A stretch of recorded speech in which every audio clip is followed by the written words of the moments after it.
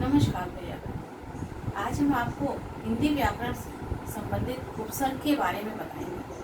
उपसर्ग और प्रत्यय ये दो ऐसे शब्दांश होते हैं जो एक मूल शब्द के आगे लगता है और दूसरा मूल शब्द के बाद में लगता है। उपसर्ग वे शब्दांश कहे जाते हैं जो मूल शब्द के पहले लगते हैं और जिसे लगने के बाद में शब्द के अर्थ में परिवर्तन हो जाता है। आइए भैया बहनों, देखिए इस चार्ट पे हमने आपके ये लिखा हुआ है कि मूल शब्द से पूर्व लगने वाले वे शब्दांश व अव्यय जिनके जुड़ने के अर्थ परिवर्तित हो जाए वे उपसर्ग कहलाते हैं। अर्थात जिनको जोड़ने के बाद उसके अर्थ में परिवर्तित हो जाए वे अव्यय शब्द भी होते हैं और छोटे छोटे शब्द भी होते हैं। तो ये है, इनको उपसर्ग कहा जाता है। अब ये बहुत प्रकार के होते हैं। कौन कौन से होते हैं उनके बारे में हम जानना चाहेंगे और आपको बताएंगे कि वो कौन कौन से होते हैं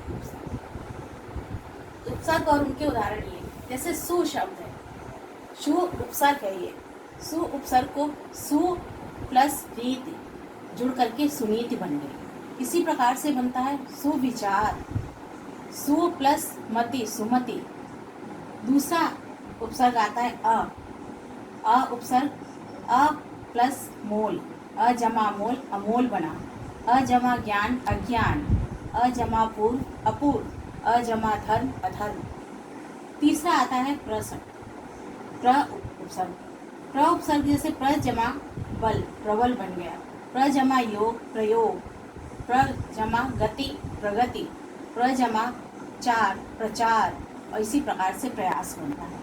चौथा आता है निरुपसर्ग, निर्जमा भय निर्भय, निर्जमा गम निर्गम, निर्जमा बल निर्बल, निर्जमा गुण निर्गुण।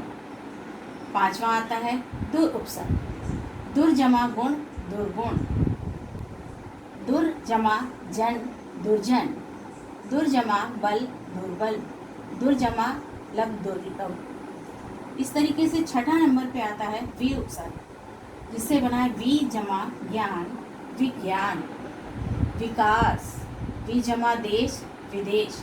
इस प्रकार से इतने उपसर्गों को तो हमने भैया बहनों जोड़ करके बताया, इस तरीके से जोड़ के बनते हैं। इसी प्रकार से ये नीचे लिखे हुए कुछ उपसर्ग हैं जिनसे जोड़ करके शब्द बनाए जाते हैं।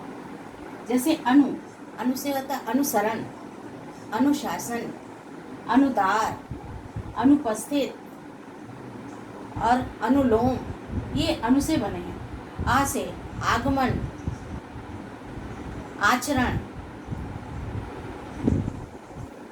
आगमन आचरण, आराम। इसी प्रकार नी से होता है निसंदेह, निस्वार्थ, निसंकोच। ये नी से। अन से अनुमति, एक अन होता है एक अनु होता है। और अब से अपमान, अपयोग, अपभाग। इसी प्रकार उप से बनता है उपनाम, उपयोग,